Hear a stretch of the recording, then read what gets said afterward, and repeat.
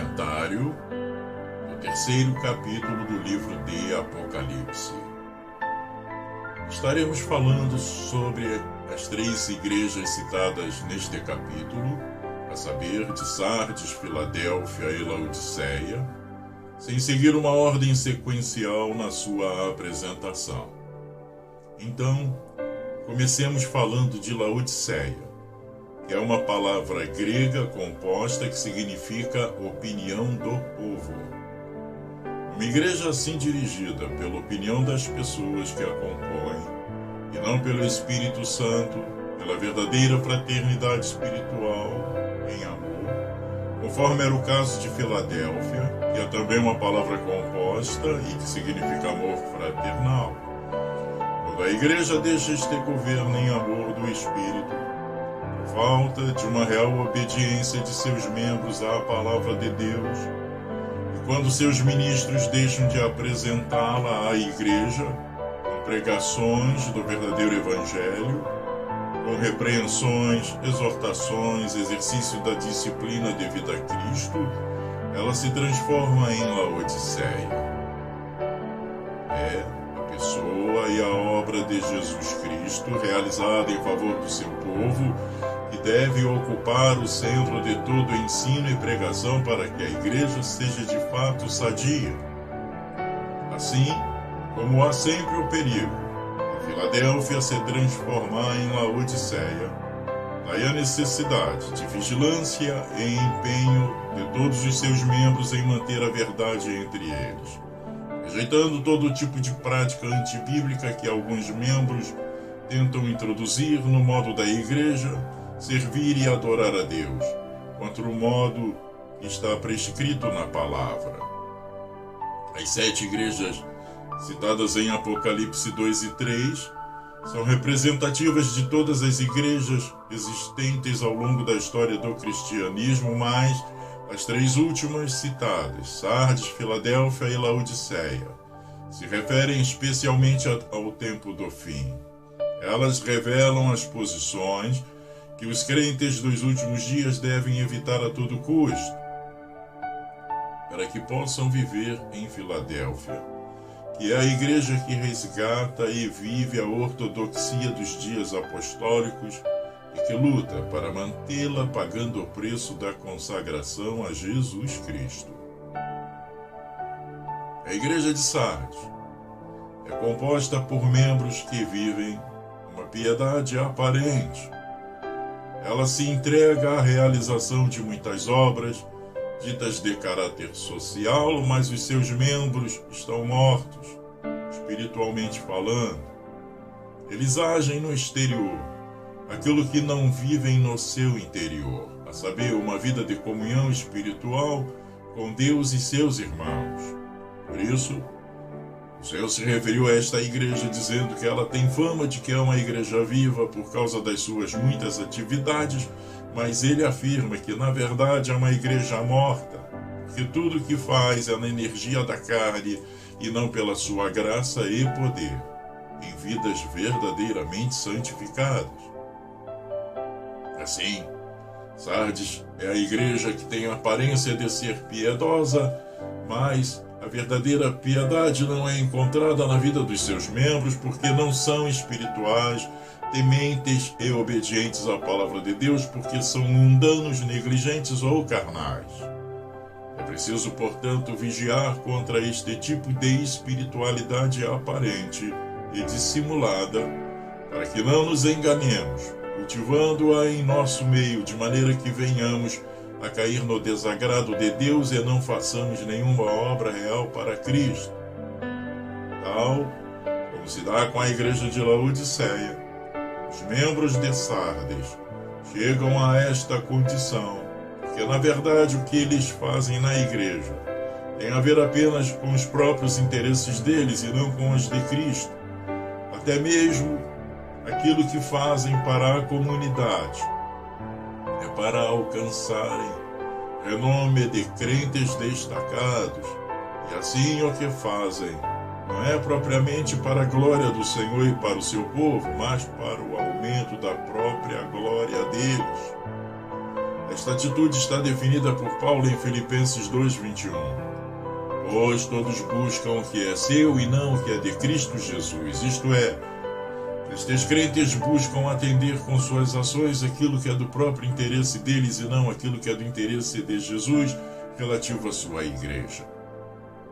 Por isso, não é raro que eles orem e busquem a Deus, geralmente somente para o bem de suas próprias famílias, porque estão incapacitados de enxergar em sua cegueira espiritual qual é o interesse que deveriam ter por todos os santos e pelos interesses de Cristo para o avanço da sua igreja em toda a face da terra.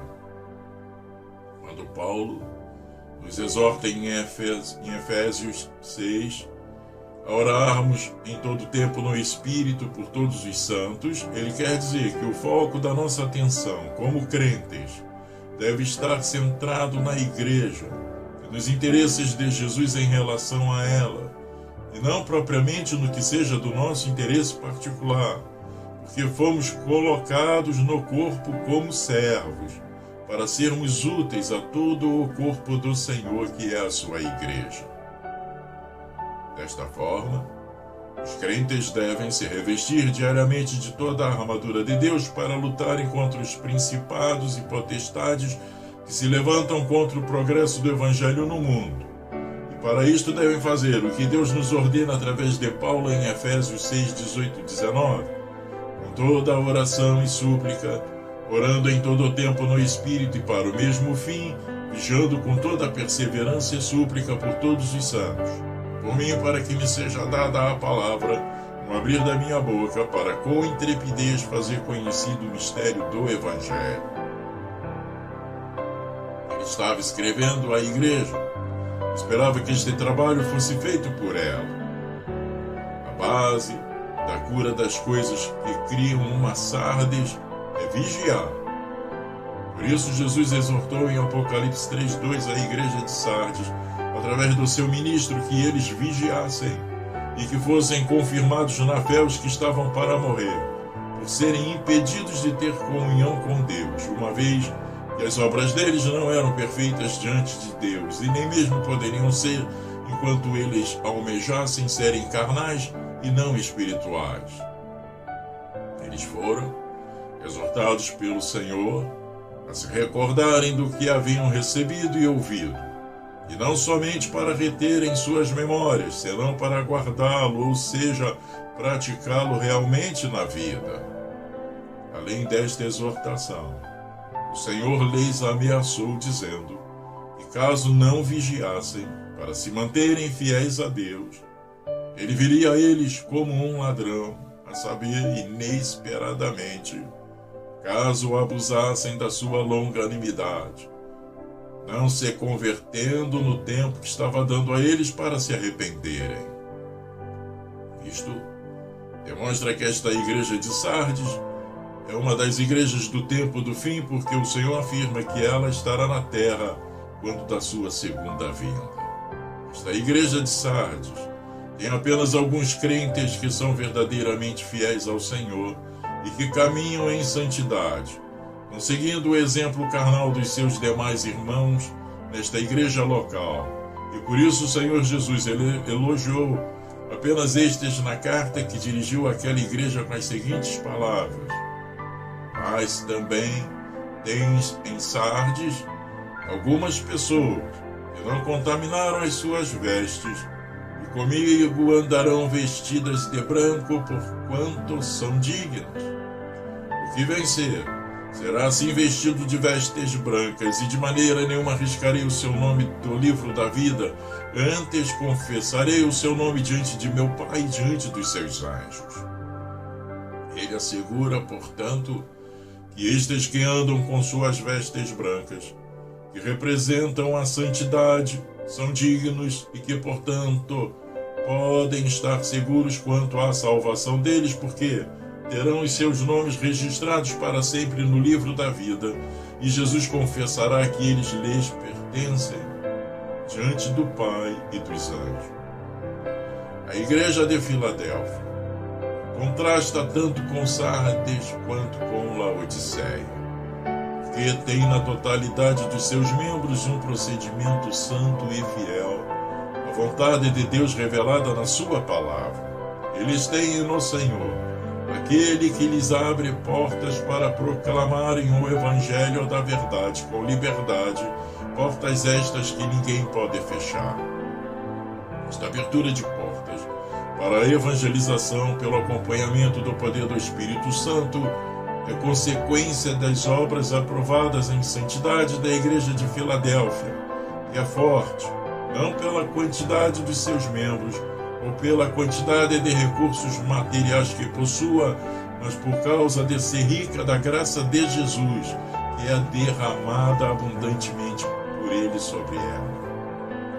Esta Igreja de Filadélfia é assim, porque está determinada a guardar a palavra do Senhor e a não negar o seu santo nome por nada deste mundo ou por qualquer oposição que possa sofrer dele, até mesmo daqueles que se dizem crentes, ou seja, judeus no texto, e não são de fato, e que combatem ferrenhamente estes que procuram consagrar as suas vidas deste modo a Deus. O verdadeiro Israel de Deus é composto por aqueles que o adoram em espírito e em verdade. O Senhor prometeu que fará com que aqueles que são da sinagoga, da assembleia, da congregação de Satanás venham e adorem aos pés de Filadélfia. Eles reconhecerão o amor que o Senhor tem por esta igreja, que apesar de afirmarem serem cristãos, de serem zelosos pela igreja de Cristo, eles fazem na verdade a vontade do diabo, já que não vivem em obediência aos mandamentos da sua palavra. Mas o que isto quer significar? Senão que muitos dos que perseguem os crentes desta igreja fiel de Filadélfia acabarão se convertendo no final em face do testemunho fiel do poder que há nesta igreja. Assim, ao se converterem, reconhecerão que Cristo opera de fato em Filadélfia. A causa principal deste amor é a fidelidade na perseverança, a constância desta igreja em viver a verdade em santidade. O Senhor Jesus faz a promessa de guardar estes crentes de sofrerem debaixo da grande tribulação que virá sobre o mundo inteiro. Como há o risco pela falta de vigilância de Filadélfia vir a se transformar em Sardes ou Laodiceia, o Senhor lhe ordenou que guardasse o que tem recebido, para que não venha a perder a sua coroa. É preciso, portanto, perseverar em santidade, para a plena certeza do agrado do Senhor e de que estaremos com Ele na sua volta para arrebatar a igreja que anda fielmente com Ele. E saber que o fim desta perseverança é que sejamos disciplinados por Deus, a vivermos segundo a sua vontade, como se vê em Hebreus 12:7, onde se afirma que é para a disciplina que perseveramos. Vejamos, finalmente, as repreensões que o Senhor dirige à igreja degenerada de Laodiceia. Eles não vigiaram e não atentaram para as exortações da palavra para viver em santidade, e por não darem a devida atenção a isto, e não tendo se esforçado para se aplicarem à consagração das suas vidas a Deus, esta igreja vem a ser achada na condição deplorável que é descrita em Apocalipse 3:14-22. Apesar de se considerarem a seus próprios olhos da seguinte forma, conforme o Senhor disse deles: sou rico, estou enriquecido, de nada tenho falta, a real condição desta igreja não é de verdadeira riqueza espiritual, pois Jesus afirma em relação a ela o seguinte: não sabes que és um coitado e miserável, e pobre, e cego, e nu? Aconselho-te que de mim compres ouro refinado no fogo, para que te enriqueças, de vestes brancas, para que te vistas, e não seja manifesta a vergonha da tua nudez, e colírio, a fim de ungires os teus olhos para que vejas. Mesmo a uma igreja como a de Laodiceia, Jesus exibe a sua longanimidade, dando-lhe a oportunidade para que se arrependa, voltando-se de fato para um viver segundo a vontade de Deus, que é um viver em santidade, conforme se pode inferir das coisas a que Jesus se refere no versículo 18. Estes crentes devem descer do pedestal de orgulho em que se encontram e devem curvar a sua cerviz diante de Deus, reconhecendo a sua miséria espiritual. Como podem crentes de Laodiceia, que são dominados pelo orgulho, viverem na comunhão em amor na qual vivem os crentes de Filadélfia?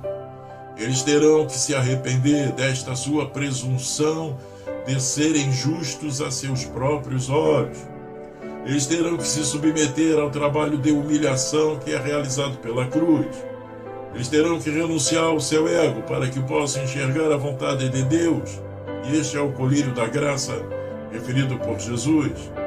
Estes crentes de Laodiceia devem se voltar da sua apostasia para Deus, exibindo a veste branca da justiça de Jesus em suas vidas, andando no Espírito, vivendo pela fé e não por vista, e não do modo vergonhoso que eles caminham diante de Deus, pela sua nudez perante Ele, uma vez que aqueles que não andam na justiça de Cristo não estão vestidos para Deus, mas estão nus e em vergonha, tal como Adão estava no Éden, quando pecou e não tinha achado ainda uma cobertura adequada para a vergonha da sua nudez resultante do pecado.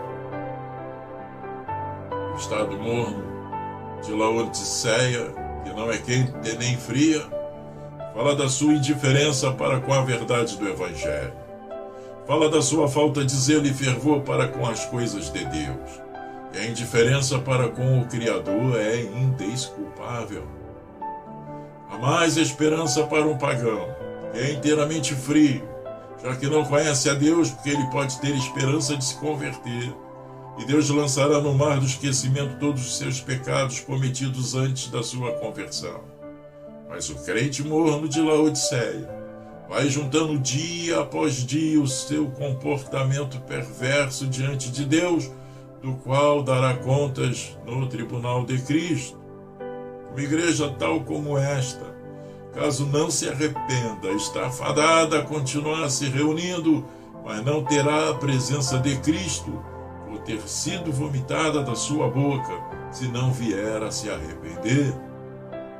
Estes que não pregam, que não vivem o verdadeiro Evangelho, contrariam o coração de Cristo e, por serem mornos, são vomitados da sua boca. A saber, as palavras deles podem ser as que estão escritas na Bíblia, mas não serão propriamente as palavras de Cristo com poder, porque não receberão dele iluminação, inspiração e unção para proclamá-la. A nudez deles diante de Deus acabará por se manifestar algum dia, e aqueles que têm sido fiéis ao Cordeiro perceberão que eles estão nus.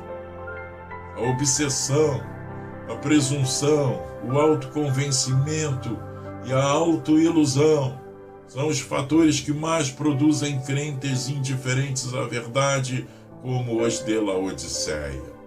Eles se esforçam por afirmarem que estão muito bem na igreja com Deus, apesar de terem tão pouca ou nenhuma verdadeira graça operando em suas vidas. Eles consideram que já se encontram muito bem no que tange à vida espiritual, e assim não demonstram nenhuma fome e sede da verdadeira justiça, para que possam ser saciados por Deus, para alimentá-los continuamente com a graça e com a verdade. Eles estão satisfeitos com a pouca ou nenhuma graça que possuem, porque apesar de serem pobres, miseráveis, cegos e nus, pensam que são ricos e que não precisam fazer qualquer progresso espiritual rumo à maturidade, quando esta deve ser buscada durante todo o curso da vida do crente, por mais longo que este curso possa ser neste mundo. Há uma grande diferença entre o pensamento que estes crentes de Laodiceia têm de si mesmos, que a propósito são numerosos em nossos dias, porque estamos no tempo do fim, e o pensamento que Cristo tem em relação a eles. Estes crentes se acomodaram ao ensino que receberam em relação ao Evangelho, que pode ter sido nenhum ou muito fraco, e ficaram satisfeitos, agarrados a isto, ou por ignorância ou por conveniência, para não terem o trabalho de serem diligentes e terem que se consagrar e se empenhar na santificação de suas vidas pela palavra, conforme é da vontade de Deus, para que possam efetivamente produzir frutos espirituais para Ele. Pessoas cegas, como as de Laodiceia, não podem enxergar as coisas invisíveis do reino de Deus. Elas precisam implorar a Cristo que lhes venda o colírio celestial para que vejam. A pobreza espiritual é a verdadeira pobreza diante de Deus. Ninguém que seja pobre de recursos materiais deste mundo é considerado pobre por Deus, caso esteja enriquecido com ouro refinado no fogo da vida santificada, pela graça de Jesus. Uma pessoa assim enriquecida pela graça em sua vida poderá enriquecer a muitos, porque ela tem recebido suficientemente da parte de Deus para poder compartilhar com outros conforme a da sua santa vontade. Os membros de Laodiceia devem derrubar a opinião vã e falsa com a qual eles dirigem a igreja, tal como Sardes. Eles não devem viver de uma aparente riqueza, de uma aparente piedade, porque Deus tudo considera segundo a verdade e não segundo a aparência. Ele olha para o coração, Ele contempla o coração e leva em consideração até mesmo os nossos pensamentos e intenções. Ele não se deixa impressionar pela aparência externa dos nossos supostos atos de bondade. Ele quer antes de tudo obediência à sua palavra. Nada de uma verdadeira santidade pode ser obtido sem que se pague o preço necessário da consagração, a qual nos impõe muitas renúncias. Por isso Jesus diz que devemos comprar o ouro refinado pelo fogo. Ele tem preço. A salvação é pela graça e não nos custa preço algum, senão o arrependimento e a fé, mas a santificação tem o custo da nossa consagração e submissão à disciplina do Espírito Santo durante todo o curso da nossa vida. Por isso também é dito na parábola das 10 virgens que o azeite para a lâmpada deveria ser comprado. Este óleo é o óleo do Espírito que é derramado nas nossas vidas quando pagamos o preço da obediência e da consagração. Estas palavras, que podem parecer duras a muitos, são na verdade palavras de advertência verdadeiras de quem ama aqueles aos quais repreende, porque o Senhor afirma nos versos 19 a 21: eu repreendo e castigo a todos quantos amo. Sê, pois, zeloso e arrepende-te. Eis que estou à porta e bato. Se alguém ouvir a minha voz e abrir a porta, entrarei em sua casa e com ele cearei e ele comigo. Ao que vencer, eu lhe concederei que se assente comigo no meu trono. Mais uma vez, percebemos a afirmação do Senhor de que é necessário zelo e arrependimento para que se possa ter comunhão com Ele, uma vez ouvida a sua voz. Abrirmos o nosso coração para que Ele possa entrar e fazer a necessária obra de transformação em nossa vida, para que possamos ter intimidade com Ele e agradarmos e sermos dignos da sua confiança, o que se infere dele ter falado que se assim o fizermos, cearemos com Ele e Ele conosco. Esta é uma grande luta contra a carne, contra o diabo e contra o mundo. Aqueles que se converterem dos seus maus caminhos por obedecerem ao Senhor serão vencedores de todas estas coisas e por isso se assentarão juntamente com Ele no seu trono de glória. Devemos então receber toda a palavra de reprovação e correção que nos venha da parte do Senhor, diretamente ou através dos seus ministros, como demonstrações práticas do seu amor para conosco, pois estas palavras visam a nossa cura e salvação e a não produzirem qualquer dano ou perdição. O espírito que prevalece em Laodiceia é um espírito que faz barganha com o pecado e passa por alto a tudo que se opõe à vontade de Deus e à sua palavra. Não é este o modo de Cristo operar com fidelidade, porque nunca deixará de confrontar o pecado, ainda que tenha que fazer feridas para produzir a cura. É por este motivo que Filadélfia é o que é, porque não nega a palavra do Senhor, antes se submete a ela. É por isso que se afirma no livro de Hebreus que os crentes devem entender toda a correção que recebem da parte do Senhor como manifestação do seu amor para com eles. Que nos esforcemos, portanto, para sermos achados em Filadélfia e não em Sardes ou em Laodiceia. Certamente o Senhor nos ajudará a isto com a assistência da sua graça poderosa. Amém.